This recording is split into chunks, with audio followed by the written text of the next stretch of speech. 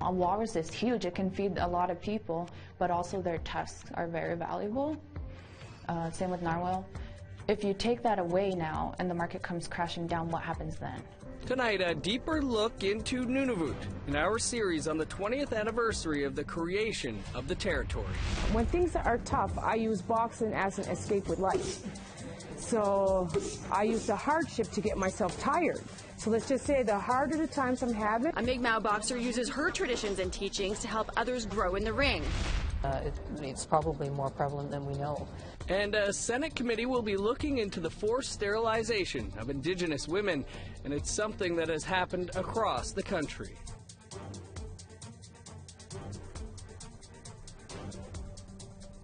Good evening. Welcome to APTN National News. I'm Dennis Ward. And I'm Melissa Ridgen. Breaking news tonight, Jody Wilson-Raybould has just tweeted that she was informed by the Prime Minister that she has been removed from the Liberal caucus. Wilson-Raybould also says that she is no longer confirmed to be the candidate for the Liberal Party in Vancouver-Granville in the 2019 election.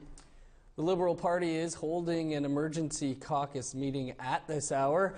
The Prime Minister is also expected to address the media in about 10-15 minutes. But again, Jody Wilson-Raybould tweeting that she is out as Liberal Party candidate and out of Liberal Party caucus. Well, and I guess we have to wait to see. She had said that she had intended to run in the next federal election. She was going to run as a Liberal. She's now been told she can't. We'll see if she's going to decide to run for another party or run as an independent or not run at all. I guess we wait. And no word either on Jane Philpott. So I guess we'll wait and hear what the Prime Minister has to say when he speaks a little later this hour. As Nunavut celebrates 20 years as a territory, issues like housing, employment, and high food prices often make the headlines. But for youth living in remote communities, the biggest concern is just keeping their friends and family alive. Today we have a look at mental health in the territory and what young people are doing to help out. Our reporter Charlotte Moore-Jacobs has that story. It's been 20 years since the creation of Nunavut. After 2 decades, the territory has been trying to steer its way to health and prosperity. Yet today, the suicide rate in Nunavut is 9 times the national average. According to youth, the lines are blurred when it comes to government reaction and prevention of suicide. All we are asking for is our basic human rights.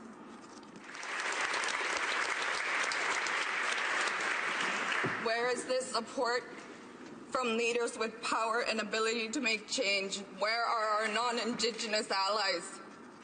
Thank you, Madam Speaker. This is Mumila Kakak speaking in the House of Commons about how Inuit go unheard. She's lost friends to suicide and now works on prevention initiatives for remote communities. Mumilak feels that the forced transition from being a traditional society to one that has to adapt to Western cultures and values has caused huge problems for the people that live in the territory. Quite often it's our men, our Inuit men. What I don't think we talk about often enough is that the sealskin white coat ban came into play in 1983, sent the market crashing down, the sealskin market crashing down. We saw a spike in 1984 in suicides, and it's never come back down. The role of man, the role of being able to provide for your family, food, clothing, hunting, it totally took a blow to that. How do you afford that now? In Nunavut, hunting has been routinely restricted by external forces beyond their control, making it harder to earn a living. They're talking about banning ivory all across within the EU. That sends our ivory market come crashing down. We have plenty of walrus. You know, people make big income off that and can provide for their families. It doesn't just, you know, a walrus is huge. It can feed a lot of people, but also their tusks are very valuable. Same with narwhal. If you take that away now and the market comes crashing down, what happens then? Over in Rankin Inlet, traditional and modern lifestyles can also, at times, clash. The cost of living is extremely high. A trip to Winnipeg for a family of 3 will cost you over 10 grand. So many youth grow up in overcrowded houses, affecting their mental health.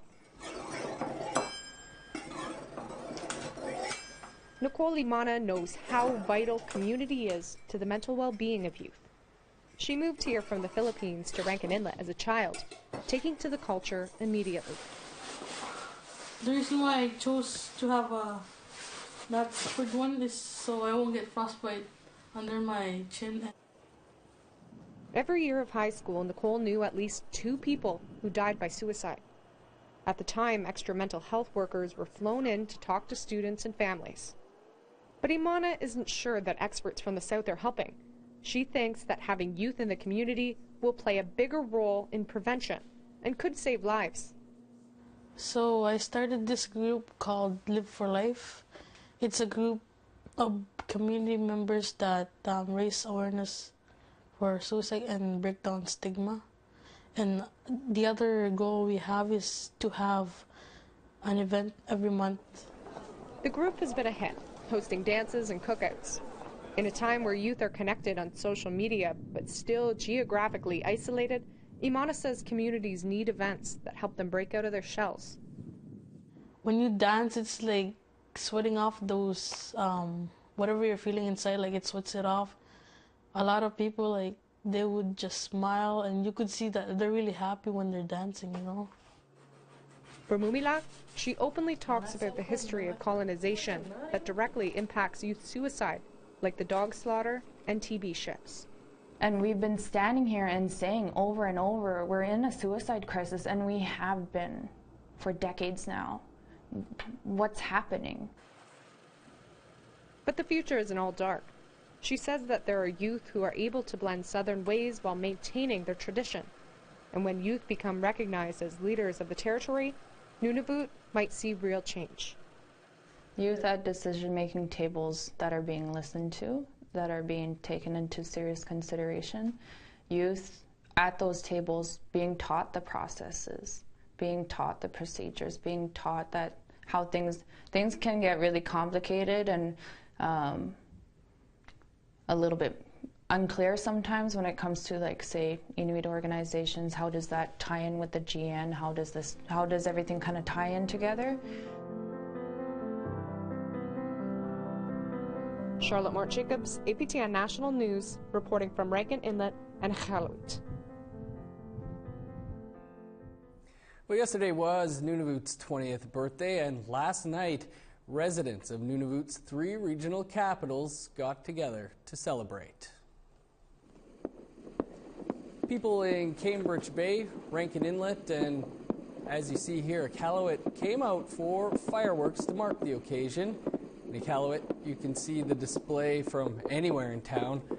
Those fireworks are being set off on the ice in Frobisher Bay.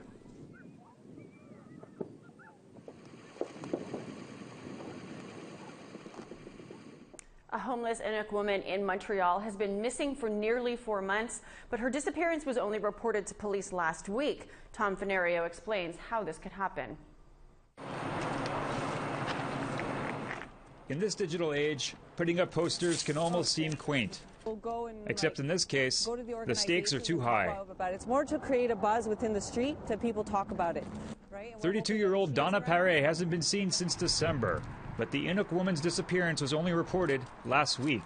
Intervention worker Jessica Kiano says that it's likely the people who know her were hesitant to go to police. Donna, she's been living on the street for quite a number of years, and often people who live on the street have a lot of issues with police, so it's not encouraging for people to go to police. Kiano works for the Iskwe Project, a division of the Montreal Native Women's Shelter that aims to reduce the number of missing Indigenous women in Quebec. She wants to emphasize that anybody who is hesitant to go to police with information can reach the Iskwe Project by phone, email, or social media. We created this project to encourage loved ones and family when someone goes missing to be accompanied to make the police report and do the follow-up with the police. In Paré's case, Kiano was allowed to file the report to police, whereas usually the procedure is that the last person who saw the missing individual needs to make the report. I'm happy that the police took the report and that they've been following through. I've been in constant communication with the detective assigned to the case. However, Keano says that this is the slimmest of silver linings if Pare is not found safe.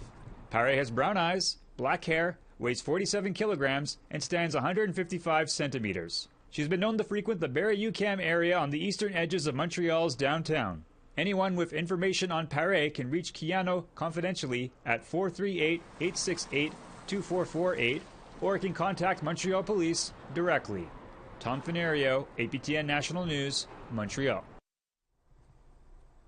The Prime Minister has just emerged from that emergency caucus meeting where they discussed Jody Wilson-Raybould. I believe we have that now. The trust that previously existed between these two individuals and our team has been broken.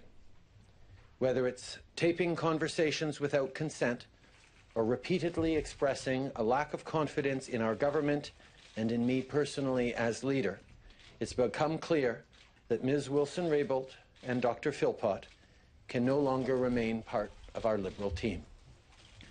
Au courant de la journée, les caucus régionaux se sont rencontrés pour discuter de la situation et des prochaines étapes à suivre. J'ai ensuite rencontré des présidents des différents caucus qui m'ont fait part de leurs discussions avant de m'entretenir avec le président du caucus national, le whip en chef du gouvernement et la whip adjointe. C'est suite à ces discussions, durant lesquelles on m'a fait part de la volonté du caucus, que j'ai pris la décision d'expulser Jody Wilson-Raybould et Jane Philpott de notre équipe. Earlier today, I met with caucus executive and leadership to hear the will of caucus. I met with Ms. Wilson-Raybould and Dr. Philpott to inform them of my decision. I just met with National Caucus, and now I'm addressing media and Canadians. I'd like to explain why I've made this decision and speak to the important work ahead of us. This has been a difficult few weeks for our government and for our Liberal team. On the issue surrounding SNC-Lavalin, we've seen allegations made and different versions of events detailed. Amid the confusing and the competing narratives, Canadians, rightly, have had questions. And we've wrestled with those questions too, because they touch on things like the role of government in protecting jobs and the integrity of our democratic institutions.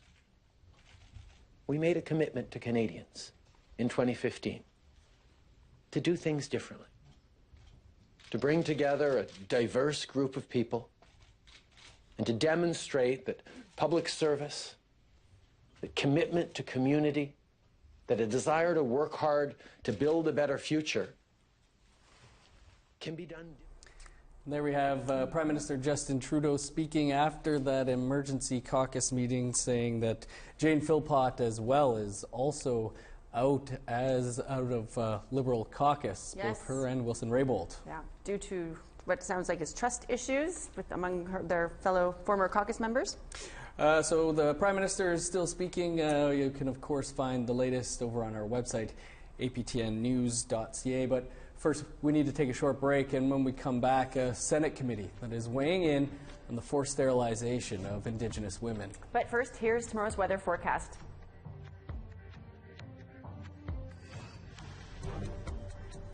On the East Coast, we've got 2 in rain in Fredericton, 8 in sunshine in St. John's. Happy Valley Goose Bay is raining and 5, Cartwright sunny and 5. 1 for Val d'Ors, 3 for Saint-Jovite, 6 for Montreal, lots of cloud down there. Rain and 1 in North Bay, Ottawa, 4. -4 and sunshine in Sioux Lookout, +1 in Thunder Bay and sunny skies. -5 and sun for Thompson, -6 in Puckatawagan. -4 for Princess Harbour and Barons River, 0 in sunshine in Winnipeg. 8s for Estevan and Regina and clear skies. 6s for Saskatoon and North Battleford. -9 and sunny in Stony Rapids. -3 and snow in L'Orange. And +3 in sunshine in Meadowlands. Welcome back. A Senate committee is getting set to investigate the forced sterilization of Indigenous women. The committee starts its work on Wednesday. Right now, a class action lawsuit is being put together in Saskatchewan, but as APTN's Todd Lamoran tells us, the practice was much more widespread than just that province, and it's still happening. Senator Yvonne Boyer is the driving force behind the committee's study, her interest piqued by gossip in her own family about who had been sterilized and who hadn't. But nothing was ever really brought to the forefront, so there was always something in the background of my thinking that, you know, this is something that needs to be talked about. Boyer and Métis physician Dr. Judith Bartlett researched the issue a few years ago and found Indigenous women in the Saskatchewan Health Region had been sterilized, often without consent, and for dubious reasons. Aren't you on welfare? Don't you think you should stop having children? It's that judgment call, and it's for those reasons that I've talked to you about. It's the underlining assumption that this person seems to think they know better than I do on how many children I should have. Elisa Lombard is a Saskatchewan-based lawyer and will be the committee's first witness. She's also heading up a class action lawsuit of women from there. She doesn't believe women can give informed consent during childbirth. It's chaotic. It's not a time where you can have these long, lengthy conversations about what you want to do for the rest of your life or make any kind of permanent decisions in that regard. You're also in some of the most intense pain of your life. She has this piece of advice for these women. If they identify with this particular experience, that they're not alone, that many women have experienced the same thing. One of the goals of the Senate committee is to find out how many women were sterilized and where they were from. Senator Kim Pate certainly wants some facts. It's probably more prevalent than we know. She has heard anecdotes of women with mental health issues being sterilized, as well as those caught up in the prison system. To me, that they went in for, something, whether it was a procedure, and then they were sterilized in the process, and they said, and I would ask, well, is that what you went for? No, but I guess it's okay, and I guess I'm going to be so old when I get out of prison I won't have children. And Senator Wanda Thomas Bernard is chair of the Human Rights Committee. She says she knows of a community of African Nova Scotians where hysterectomies were performed. Many of them didn't know why they had hysterectomies. In one family, we found every woman in the family, a mother and 3 or 4 of her daughters, had all had hysterectomies. We need to have a map on the wall. We need to have those pinpoints of where this is happening. And we need to have that evidence in front of us so that we can take some action. Everyone interviewed agrees on one action. Since there's evidence, the practice of coerced sterilizations still occurs. The women want the practice to stop, first and foremost. So some commitment, some legislation perhaps. But that meaningful change cannot be so far into the future that it becomes meaningless. The Senate committee hopes to have 4 meetings before the end of June. It would set the scope of a larger study to hopefully begin after the next election.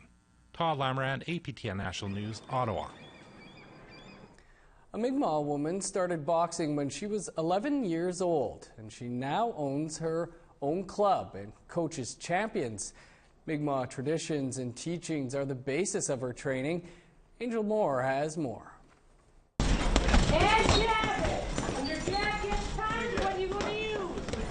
Punching out frustrations can be therapeutic, and that is why Bridget Stevens got into boxing.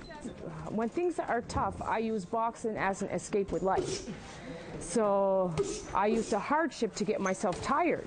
So let's just say the harder the times I'm having, the more I'm studying to become a better trainer, better teacher, better fighter. Boxing helped so much that she opened Tribal Boxing Club a few years ago.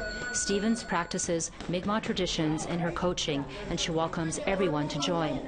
And we have all nations representing this club. We have Muslims, we have Irish, we have everybody, all nations here. And for part of our training program, I'll take them into sweat lodging, I'll take them to powwows, and they all participate in everything in native ways.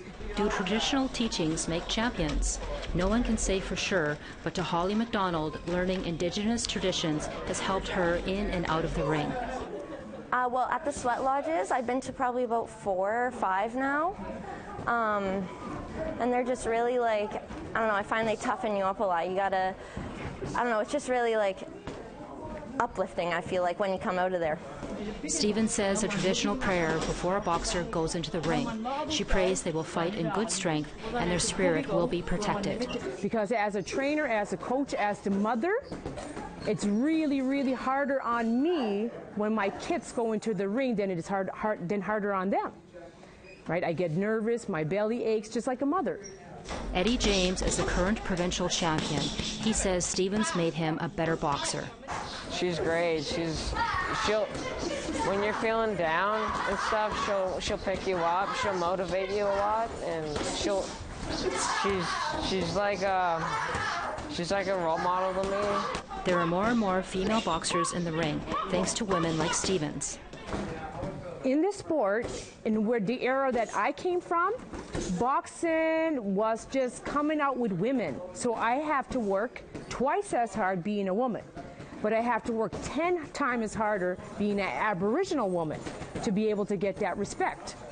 Renee Cowell started boxing when she was 9 years old. Stevens inspired her to go to the championships. You see all these men that are all, acting big and how they're, kind of cocky. And then you see Bridget, who's a female, and she's better than the guys, just pretty much she's the best in this gym. Boxing is more than muscle. It is being your personal best. It is the best feeling there is. I'm happy I got them in the right spot, good mindsets, good hearts, and to me, they're champions no matter what. The Canadian Boxing Championships are in Victoria, BC at the end of this month. Angel Moore, APTN National News, Halifax. Great story. Time for another quick break. And here's the rest of tomorrow's weather.